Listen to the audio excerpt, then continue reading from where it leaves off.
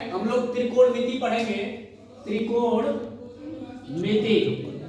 त्रिकोणमिति पे बात करेंगे। इसके बेसिक पहले बेसिक नॉलेज की बात करेंगे कि बेसिकली नॉलेज क्या होगा, बेसिकली बातें क्या होगा। बच्चों थोड़ा इस पे ध्यान देंगे।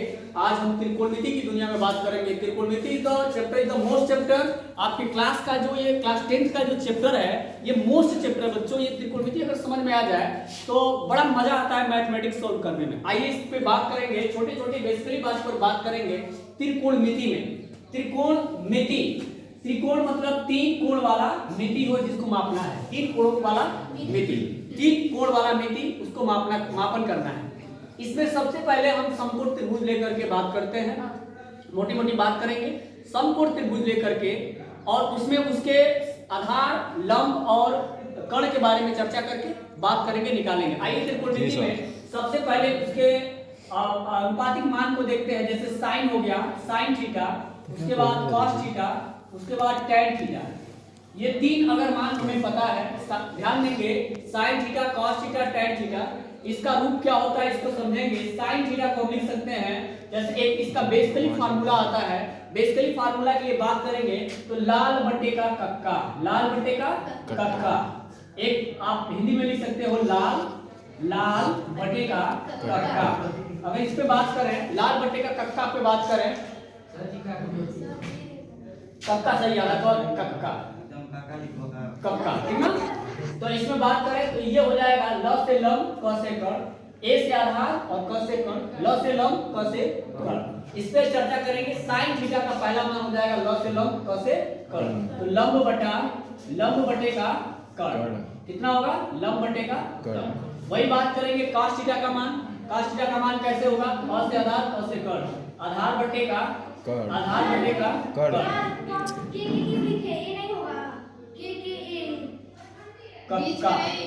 किनारे होगा, किनारे पर, सॉरी यहाँ पे किनारे पर ए होगा, इसको थोड़ा समझ लेंगे।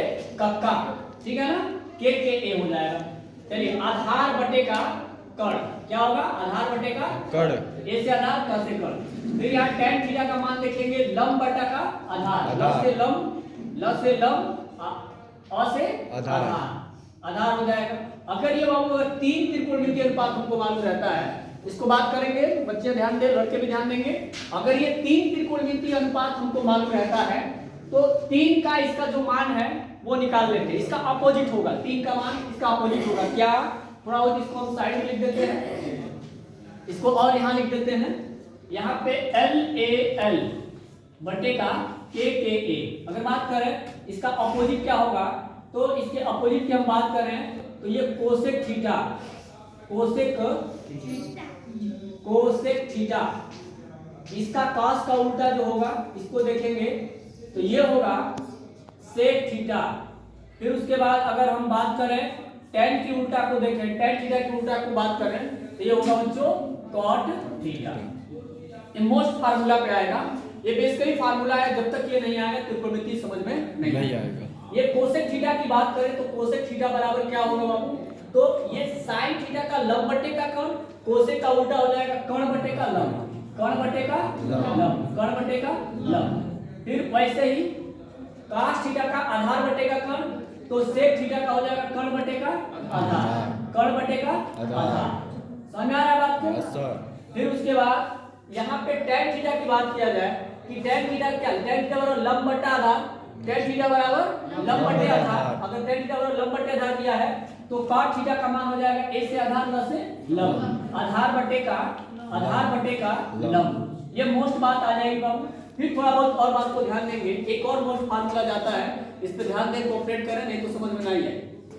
समझ आ रहा है बात को, समझ लोगे तो बहुत महत्वपूर्ण आएगा, हर जगह काम करेगा।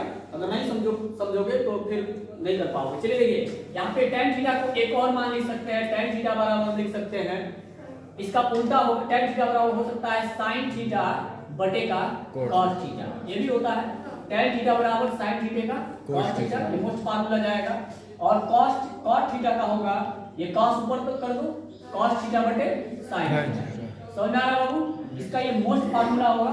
इस दो बात पर क्लियर रखेंगे। प्रत्येक का व्युत्क्रम एक और, अगर यूं बात करें किताब से जो किताब में आपकी किताब में भी दिया होगा फार्मूला को, फार्मूला बेस्ट होता है बाबू, इसको समझेंगे। आइए यहाँ पे देख सकते हैं, अगर साइन थीटा को लिख सकते हैं, sine theta is equal to 1 upon cosec theta, cosec theta. फिर उस तरीके से अगर हम बात करें तो कोसेक थीटा को लिख सकते हैं, कोसेक थीटा को 1 बटे का साइन थीटा, उल्टा देखिए उल्टा व्युत्क्रम है, कोसेक थीटा का उल्टा 1 बटे साइन थीटा, ठीक ना, साइन थीटा का उल्टा 1 बटे कोसेक थीटा। फिर उस तरीके से अगर हम बात करें cos थीटा की बात करें, cos थीटा की बात करें 1 बटे हो जाएगा sec थीटा। अगर वही हम बात करें sec थीटा की बात करें तो 1 बटे का cos थीटा हो जाएगा। फिर अगर बात करें बाबू यहाँ पे tan थीटा की बात करें, tan थीटा की तो 1 बटे का क्या हो जाएगा cot थीटा। और cot थीटा की बात करें, यहाँ पे cot थीटा की बात करें तो इसका व्युत्क्रम हो जाएगा 1 बटे का tan थीटा। ये मोस्ट बात है बाबू, इसको आप क्या करेंगे, ये फार्मूला जो जाएगा प्रत्येक के व्युत्क्रम का हो गया। ये त्रिकोणमिति के जो चैप्टर लगाएंगे बेसिकली जो पॉइंट आपको देगा उसके लिए ये फार्मूला हो जाएगा, ठीक है ना। इसको आप थोड़ा बहुत देखेंगे, नोट कर लेंगे, इसको नोट कर लिए ना, बिल्कुल बहुत अच्छे, इसको नोट करते रहे, चलते रहे, समझते रहे, इसको जो नहीं आएगा उसको पूछते रहे। चलिए इसका बेसिकली बात है, थोड़ा बहुत हम ट्रायंगल लेते हैं बच्चों, इसमें हम बात करेंगे क्योंकि प्रिपेयर की बात हो रही है, हम थोड़ा बहुत बात करेंगे आगे इसके महत्वपूर्ण बात को ध्यान रखते हुए, और इस फार्मूले को सॉल्यूशन करेंगे, सॉल्यूशन के तौर पर लगाएंगे। यहाँ पे एक और बात आता है बाबू, त्रिकोणमिति चैप्टर में जब से हम बात करें एक त्रिभुज समकोण त्रिभुज लेते हैं ABC, अगर समकोण त्रिभुज की हम बात करें तो यहाँ पे समकोण त्रिभुज की अगर बात करें, चैप्टर ये मैथ क्लासेस चल रहा है, तो हम देखेंगे कि इस त्रिभुज की बात करेंगे तो ये जो समकोण त्रिभुज लेते हैं, यह एक समकोण त्रिभुज बाबू, समकोण त्रिभुज, कौन सा त्रिभुज है, समकोण त्रिभुज। इस समकोण त्रिभुज में ये जो AB होता है ये लंब होता है, क्या होता है, लंब होता है। और वही बात करें BC जो होता है ये आधार होता है, क्या होता है, आधार। ये AC जो होता है ये कर्ण होता है, ये लंब, ये आधार और ये कर्ण। इसी मेथड से लेकर के हम फार्मूला भी तैयार करते हैं। अगर मान लीजिए कि पाइथागोरस परिमेय आपसे पूछ लिया जाए, इसमें क्या होता है कि एक फार्मूला जो कर्ण निकालने के लिए फार्मूला होता है, तो पाइथागोरस परिमेय क्या होता है, मोस्ट है बाबू, पाइथागोरस प्रमेय।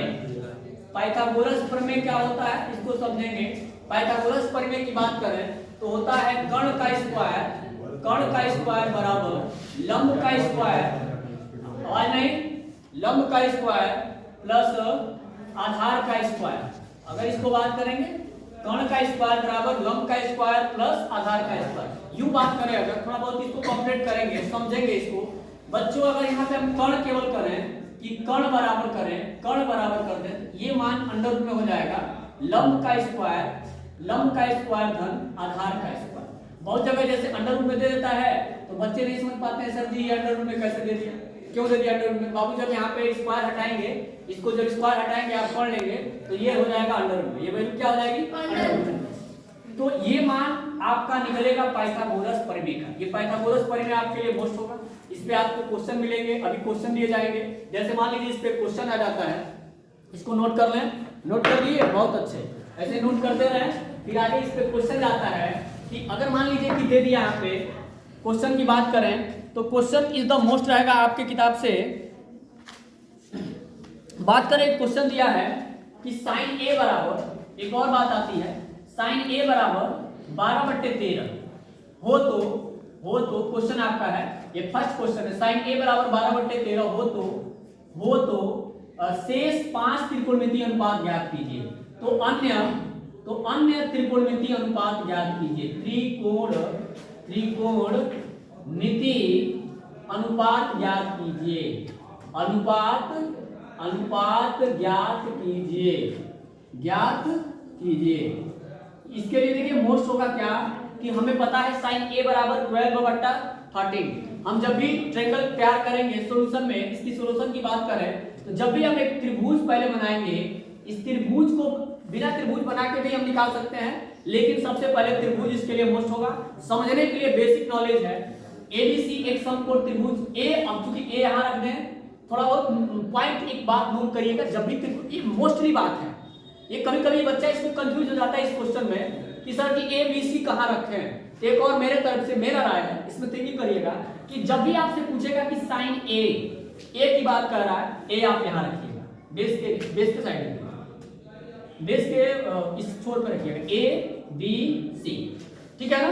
जब भी ये मान पूछता है यहाँ पे साइन ए कॉस ए, तो आप रखिएगा ए को यहाँ पे, बी को यहाँ पे, सी को यहाँ पे। सिंपल होगा निकालने में, मान सिंपल होगा निकालने में। बहुत बच्चे कंफ्यूज हो जाते हैं, ए जब यहाँ रख दिया जाता है अन्य मान को निकालने में कंफ्यूज हो जाता है, क्योंकि जब आप इसको थीटा मानोगे तो ये ट्रायंगल पलट जाएगा। ये ट्रायंगल जो है ऐसे है, तो अब इसको आप कोण माने हैं, थीटा माने हैं, तो ये जो हो जाएगा लंब हो जाएगा, ऐसे पलट दिया जाएगा तो इस तरीके से आ जाएगा। अब ये जो नीचे वाला पार्टीशन था ये चला गया ऊपर, ऐसे चला गया ऊपर, और ये साइड वाला ऐसे आ गया, क्योंकि ऊपर चला जाएगा, ए बी आ जाएगा ऊपर, है ना, ए बी सी। अब ये नीचे हो जाएगा, बी सी जो लंब है ये नीचे आ जाएगा, और जो लंब है ये क्या, सॉरी जो आधार है ये क्या हो जाएगा, लंब हो जाएगा। तो इसका विशेषकर ध्यान देना है, इसी पे पॉइंट पे फंस जाता है क्वेश्चन। ये मोस्ट होता है त्रिकोणमिति चैप्टर जब भी लगा रहे हो, तो इसलिए ध्यान रखिए कि साइन ए अगर आपसे पूछ रहा है ना, तो कुछ नहीं करना है, हमको अपना थिंकिंग लगाना है। साइन ए कह रहा है ना, तो हम ए को तुरंत नीचे रखेंगे, समझ लेंगे। अब देखिए सिंपल क्लासिक आएगा, सिंपल इसका सॉल्यूशन बनेगा। साइन ए बराबर दिया है, हमको पता है कि साइन ए बराबर लंब बटा क्या होता है, लंब बटा कर्ण होता है। लंब का मान दिया है 12 और कर्ण का मान कितना दिया है 13। तो अब देखिए, अब यहाँ पर हम बात करें, आधार तो हमारा नहीं है, अब वही पाइथागोरस परिमेय से लिखेंगे, पाइथागोरस परिमेय से, पाइथागोरस प्रमेय से। प्रमेय क्या जाता है, पाइथागोरस परिमेय में बात करेंगे तो होता है बाबू, अभी हमने बताया कि कर्ण का स्क्वायर बराबर लंब का स्क्वायर धन आधार का स्क्वायर। तो अब बात करेंगे लंब का, कर्ण का मान कितना है, कौन बताएगा, कर्ण का मान कितना है 13, सॉरी कर्ण का मान ये रहा AC 13 का स्क्वायर बराबर लंब का मान 12, ये लंब का मान 12 है, 12 का स्क्वायर प्लस आधार का स्क्वायर। आधार हमें क्या करना है, ज्ञात करना है। फिर 13 का स्क्वायर जब करेंगे तो कितना होगा 169, 12 का स्क्वायर 144 प्लस आधार का स्क्वायर आपको क्या करना है बाबू, ज्ञात करना है।